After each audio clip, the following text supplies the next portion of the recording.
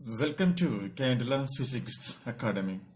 ഈ വീഡിയോയിൽ നമ്മൾ ഡിസ്കസ് ചെയ്യാനായിട്ട് പോകുന്നത് K.TET കാറ്റഗറി 2 ഇന്നലെ നടന്ന പരീക്ഷയിലെ ക്വസ്റ്റ്യൻ പേപ്പറിലെ സൈക്കോളജി പാർട്ടിന്റെ ഒരു ഡിസ്കഷനാണ്. ഇത് എന്റെ വ്യക്തിപരമായിട്ടുള്ള ഡിസ്കഷനാണ്.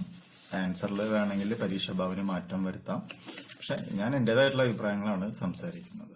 ഓക്കെ, ക്വസ്റ്റ്യൻസ് നമുക്ക് നോക്കാം. അതിനുശേഷം ഞാൻ കുറച്ച് കാര്യങ്ങൾ പിന്നെ പറയാം. Select the pair which is not correct. Select the pair which is not correct. അല്ലെങ്കിൽ തെറ്റായ ജോഡി തിരഞ്ഞെടുക്കുക. ധാർമ്മിക വികാസം സംബന്ധിച്ച സിദ്ധാന്തം Kohlberg. The theory of moral development Kohlberg. വൈജ്ഞാനിക വികാസ സിദ്ധാന്തം ജീൻ പിയാഷെ. Theory of cognitive development Jean പിയാഷെ. അഭിപ്രേരണ സിദ്ധാന്തം അബ്രഹാം മാസ്ലോ.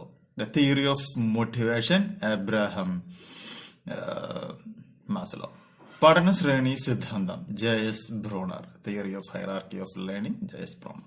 അപ്പൊ theory of moral development Kohlberg തന്നെയാണ്. Theory of cognitive development Jean പിയാഷെ. Theory of motivation Abraham Maslow തന്നെയാണ്. Theory of hierarchy of learning എന്ന് പറയുകയാണെങ്കിൽ അത് ചെയ്ത ആളുടെ പേര് എന്താണ്? ഗാഗ്നെയാണ്. Theory of learning hierarchy of learning ചെയ്തിട്ടുള്ളത്. അപ്പൊ ചോദിച്ചേക്കുന്നത് നോട്ട് കറക്റ്റ് എന്നുള്ളതാണ്. അപ്പൊ നോട്ട് കറക്റ്റ് ഏതാണ്? ഓപ്ഷൻ ഡി ആണ് ശരിയല്ലാത്തത്. അതുകൊണ്ട് നമ്മൾ മാർക്ക് ചെയ്യേണ്ട ഓപ്ഷൻ ഏതാണ്? ഡി ആണ് സെറ്റ് ചെയ്യേണ്ടത്. ഓക്കെ, അടുത്ത ക്വസ്റ്റ്യൻ നോക്കുക. The theory of intelligence proposed by Guilford എന്നാണ് അവർ ചോദിച്ചേക്കുന്നത്. അതിന്റെ തിയറി ഓഫ് മൾട്ടിപ്പിൾ ഇന്റലിജൻസ് ഉണ്ട്, ട്രയാർക്കിക് തിയറി ഉണ്ട്, two factor theory, structure of intellect model. Theory of multiple intelligence എന്ന് പറഞ്ഞ ആരാണ്? ഗാർഡ്നറ. ട്രയാർക്കിക് തിയറി എന്ന് വെച്ചിട്ടുണ്ടെങ്കിൽ സ്റ്റെൻബർഗ് ആണ്. ടു ഫാക്ടർ തിയറി സ്പിയർമാൻ ആണ്. അപ്പൊ theory of intelligence proposed by Guilford എന്ന് പറഞ്ഞപ്പോൾ എന്താണ് വരിക? സ്ട്രക്ചർ ഓഫ് ഇന്റലക്ട് മോഡൽ ആണ് ഇവിടെ ആൻസർ ആയിട്ട് വരിക.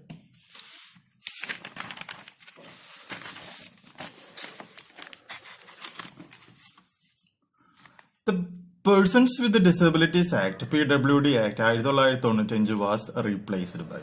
അതായത് 1995 PWD act, persons with disability act എന്ന് പറയുന്ന ഒരു ആക്ട് ഉണ്ടായിരുന്നു. എന്നാൽ ആ ആക്ടിനെ നമ്മൾ റീപ്ലേസ് ചെയ്ത വർഷം ഏതാണെന്നാണ് ചോദിച്ചത്. 2016 അതായത് 1995 നമ്മൾ എന്ത് ചെയ്തു? പേഴ്സൺസ് വിത്ത് ഡിസബിലിറ്റീസ് എന്ന് പറയുന്ന ഒരു ഡെഫിനിഷൻ കൊണ്ടുവന്നു. എന്നാൽ 21 വർഷങ്ങൾക്ക് ശേഷം 2016 ആ ഒരു ഡെഫിനിഷനിലെ ടേംസ് ആൻഡ് കണ്ടീഷനില് മാറ്റം വരുത്തി ലോക്സഭ അത് എന്ത് ചെയ്യാണ് ചെയ്യുന്നത്? പാസ്സാക്കാണ് ചെയ്തത്. അപ്പൊ പുതിയ നിയമം, പുതിയ പേഴ്സൺസ് വിത്ത് ഡിസബിലിറ്റീസിന്റെ ടേംസ് ആൻഡ് കണ്ടീഷൻസ് വന്നിട്ടുള്ളത് ഏതിലാണ്? PWD ആക്ട് 2016 അതിന്റെ ഉത്തരം വന്നിട്ടുള്ളത്. സോ ആൻസർ ഓപ്ഷൻ ബി ആണ്. ഞാനിതിങ്ങനെ കുറച്ചുകൂടി എക്സ്പ്ലെയിൻ ചെയ്യാനുള്ള കാരണം എന്താണെന്ന് വെച്ചിട്ടുണ്ടെങ്കിൽ, എന്തുകൊണ്ട് ഞാൻ ഈ ആൻസറിലേക്ക് എത്തി എന്നുള്ളതിന്റെ എക്സ്പ്ലനേഷൻ ആണ് ഇവിടെ തരുന്നത്. ആർക്കെങ്കിലും എന്തെങ്കിലും എതിരഭിപ്രായങ്ങൾ ഉണ്ടെന്നുണ്ടെങ്കിൽ കമന്റ് ബോക്സിൽ എന്ത് ചെയ്യാം? കമന്റ് ചെയ്യാവുന്ന കാര്യമേ ഉള്ളൂ. ദെൻ അടുത്ത ക്വസ്റ്റ്യൻ നോക്കുക. Identify the wrong statement from the following. Identify the wrong statement from the following. എന്താണ് പറഞ്ഞത്? നമുക്ക് താഴെ തന്നിരിക്കുന്നവയിൽ തെറ്റായ പ്രസ്താവന ഏത് എന്നാണ് ചോദിച്ചേക്കുന്നത്. ഇത് ഡെവലപ്മെന്റുമായി ബന്ധപ്പെട്ട് വരുന്ന ഒരു പോർഷനാണ്. അതായത് നമുക്കറിയാം വളരെ പ്രധാനമുള്ള ഒരു സംഭവമാണ് ഈ ഗ്രോത്ത് ആൻഡ് ഡെവലപ്മെന്റ് എന്ന് പറയുന്ന ഒരു പോർഷൻ. അതുകൂടി നമ്മുടെ ടെക്സ്റ്റ് ബുക്കിൽ അത് വളരെ ചെറിയൊരു പോർഷൻ ആയിട്ടാണ് എന്താ പറയാ ഗ്രോത്ത് ആൻഡ് ഡെവലപ്മെന്റ് പറയുന്നത്. പക്ഷെ അതിന്റെ ആശയം പിന്നീട് അങ്ങോട്ട് വളരെയധികം ഡെവലപ്പ് ചെയ്ത് വരികയാണ്. അപ്പൊ ഡെവലപ്മെന്റുമായി ബന്ധപ്പെട്ട് വരുന്ന പ്രധാനപ്പെട്ട 10 പോയിന്റ് ആണുള്ളത്. Development is a product of interaction between heredity and environment. അങ്ങനത്തെ ഒരു ആൻസർ അതിലല്ലോ ഇല്ല. Development is a product of the interaction between maturation and learning. അതുമില്ല. But development is continuous and gradual. Development is continuous and gradual. അപ്പൊ development is continuous and gradual ഇവിടെ continuous വന്നിട്ടുണ്ട്. അപ്പൊ ഇതെന്താണ്? ശരിയായ പ്രസ്താവനയാണ്. അടുത്ത് നോക്കുക. Development follows an orderly sequence. Okay, development is a cumulative and positive process. Cumulative എന്നുള്ള വേർഡ് വന്നിട്ടുണ്ട്. അപ്പൊ ഡെവലപ്മെന്റിന്റെ ഈ സ്റ്റേറ്റ്മെന്റും എന്ത് തന്നെയാണ്, ശരിയാണ്. അടുത്ത പോയിന്റ് നോക്കാം. Development is an individualised process. അത് നമ്മുടെ ഇല്ല. Development aspects of different aspects of development are interrelated. അതുമില്ല. Development is spiral and not linear. അതുമില്ല. Development is predictable. Development is predictable. അപ്പൊ ഇതും എന്ത് തന്നെയാണ്, ശരിയാണ്. ഇനി നമുക്ക് അറിയേണ്ടത് എന്താണ്, proceeds from specific to general ആണോ എന്നാണ് നമുക്ക് അറിയേണ്ടത്. അപ്പോൾ അതിന്റെ പറയുന്ന പോയിന്റ് ഇതാണ്, development proceeds from general to specific ആണ്. അപ്പൊ ഡെവലപ്മെന്റ് ശരിക്കും ഇങ്ങനെയാണ്, ജനറൽ ടു സ്പെസിഫിക് ആണ്. പക്ഷെ നമ്മുടെ ഓപ്ഷനിൽ എന്താ പറയുന്നത്, സ്പെസിഫിക് ടു ജനറൽ എന്നാണ്. So what is the wrong statement? Option A ആണ് ഇവിടുത്തെ റോങ് സ്റ്റേറ്റ്മെന്റ് ആയിട്ട് നമുക്ക് മാർക്ക് ചെയ്യാനായിട്ട് സാധിക്കുക. ഓക്കെ, അടുത്ത ക്വസ്റ്റ്യൻ നോക്കാം. The following concepts are related to Piaget theory of cognitive development except one. Find the odd one എന്നാണ് ക്വസ്റ്റ്യനിൽ ചോദിച്ചിരിക്കുന്നത്. Accommodation, assimilation and schema. ഇത് മൂന്നും എന്ത് തന്നെയാണ്, പിയാഷെ ആണ്.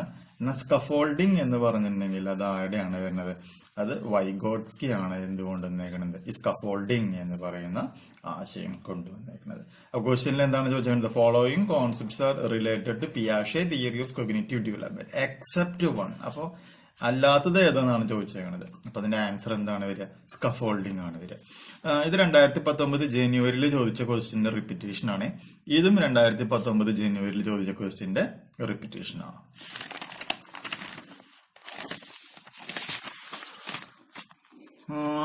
അടുത്ത ക്വസ്റ്റ്യൻ നോക്കാം.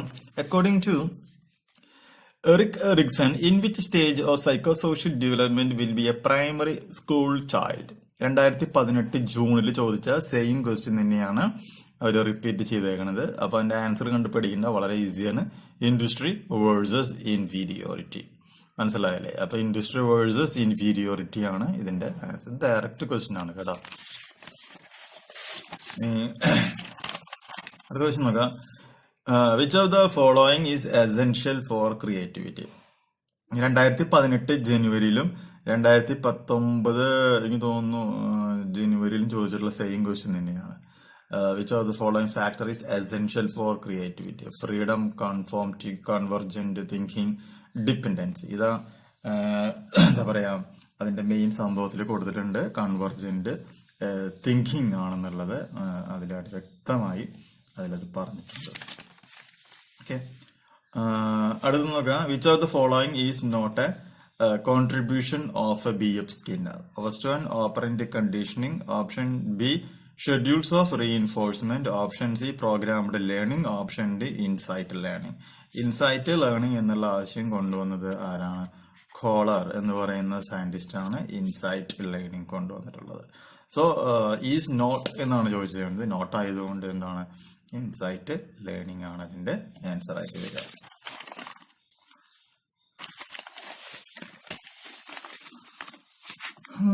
Which of the following is an example of intelligence test?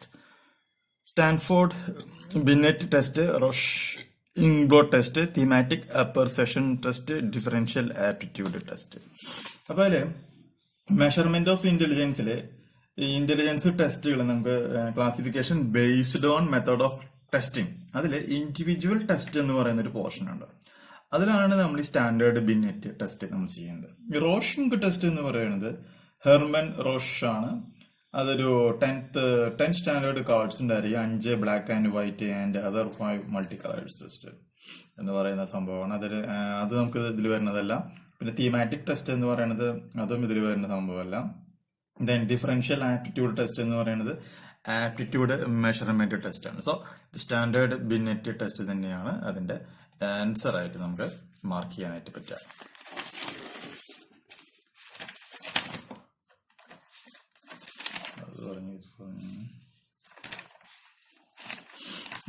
Next ഒരെണ്ണം പറയാം, പിന്നെ അടുത്ത വീഡിയോയിൽ പറയാം കേട്ടോ. Albert Bandura proposed the theory of. Okay, അപ്പൊ അത് കൊഗ്നിറ്റീവ് ഡെവലപ്മെന്റ് എന്നാണ് ക്വസ്റ്റ്യനിൽ കൊടുത്തത്. പക്ഷെ ആൽബർട്ട് ബന്ദുരയുടെ ബെസ്റ്റ് തിയറി എന്താണ്? സോഷ്യൽ കൊഗ്നിറ്റീവ് തിയറിയാണ് ആൽബർട്ട് ബന്ദുര കൊണ്ടുവന്നിട്ടുള്ളത്. ഓക്കെ, അപ്പൊ അതുകൊണ്ട് നമുക്ക് അതിനെ സോഷ്യൽ കോഗ്നിറ്റീവ് തിയറി ആയിരിക്കും അതിന്റെ ആൻസർ എന്ന് ഞാൻ വിചാരിക്കുന്നു. 10 ക്വസ്റ്റ്യൻസ് ഇപ്പൊ ഞാൻ ഡിസ്കസ് ചെയ്തിട്ടുണ്ട്. അതിന്റെ ഉത്തരങ്ങൾ നിങ്ങൾ മനസ്സിലാക്കി വെക്കുക. അടുത്ത 10 ക്വസ്റ്റ്യൻസുമായിട്ട് പുതിയ വീഡിയോയുമായിട്ട് നമുക്ക് വീണ്ടും കാണാം. Okay friends, by.